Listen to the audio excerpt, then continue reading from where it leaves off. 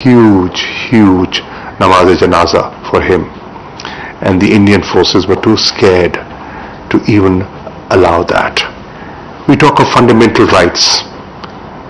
This is a basic right, a fundamental right, and the way it has been trampled, it saddens me. I am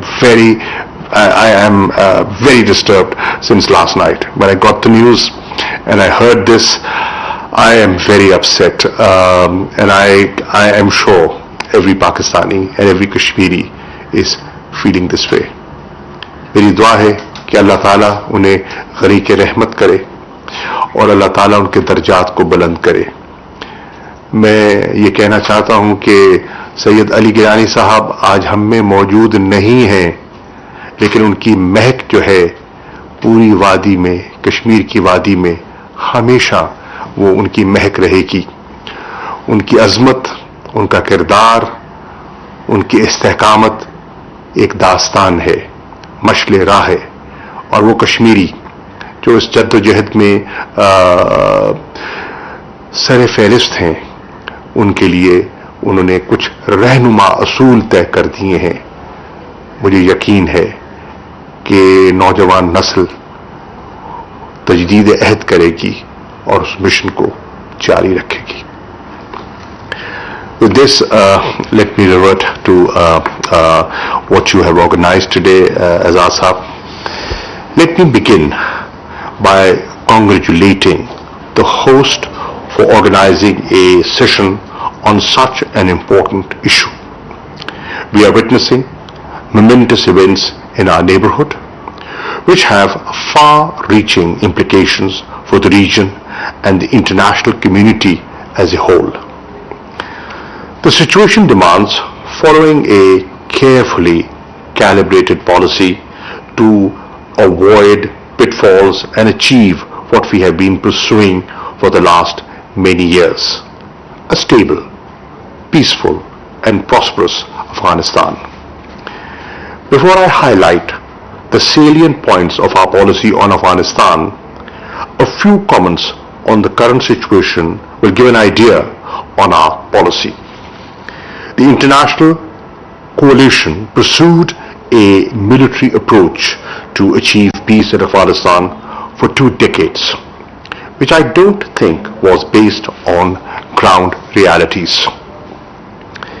Insistence on military solution brought the political process to a head. The Doha Peace Agreement brought a new hope for the Afghanistan leaders.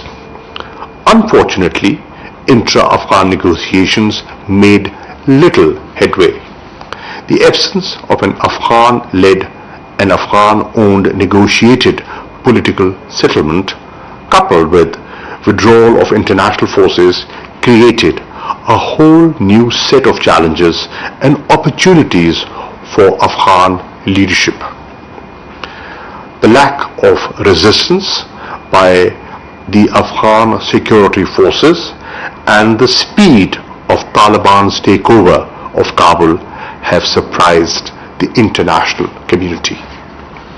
Ladies and gentlemen, since taking over, Taliban have made a series of announcements on general amnesty, protection of women's rights, freedom of speech, employment and access to education, and openness to an inclusive political dispensation.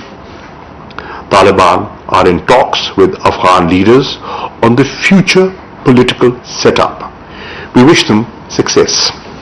However, the situation as it stands today is fragile.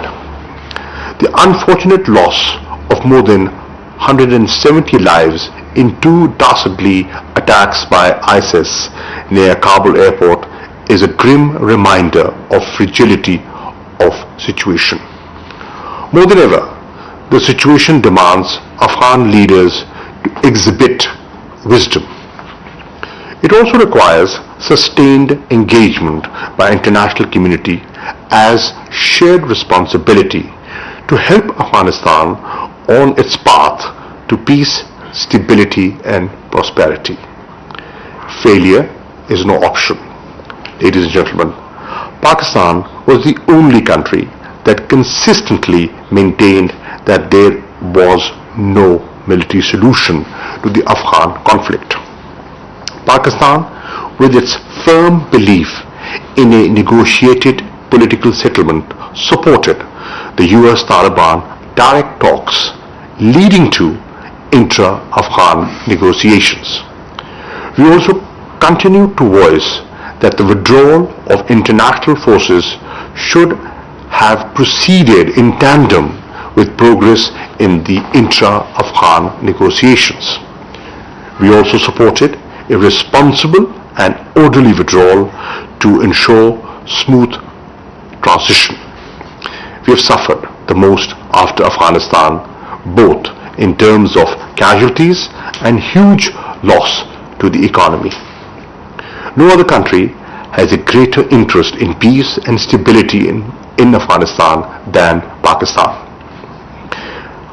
Continuation of conflict and instability in Afghanistan is certainly not in our interest. We consider all segments of Afghan society important in the overall construct of Afghanistan. Every Afghan, be it from Tajik community, Uzbek or Turkmen or Pashtun, they all are part of a beautiful mosaic. We reached out to all ethnic communities to reiterate our support to a united and peaceful Afghanistan. In the present circumstance, we have continued our support for an inclusive setup in Afghanistan as the best way forward. We consider Taliban's announcements positive and encouraging. The Afghan leadership should take the responsibility of delivering on the demands of the Afghan people, reconcile their differences and achieve a negotiated political solution, a long cherished objective. Inclusive setup is important for Taliban to gain people's confidence and international acceptability. It will open new vistas of cooperation at regional and international level. It will help realize our common objective of a region free from scourge of terrorism, strongly linked with the international community through a web of connectivity projects. Given our renewed focus on geoeconomics, we feel that the dividends of regional connectivity cannot be realized without enduring peace in Afghanistan. To achieve the above, it is extremely important for the international community to remain engaged with Afghanistan. We believe that the biggest opportunity right now is convergence of the international community on the need of durable peace and stability in Afghanistan. A sustained engagement will ensure steady transition and avoid repeat of the 1990s. Afghan people must not be abandoned at this crucial stage. Pakistan will continue to play the role of a facilitator. However, our role must not be misconstrued as that of a guarantor. Ladies and gentlemen,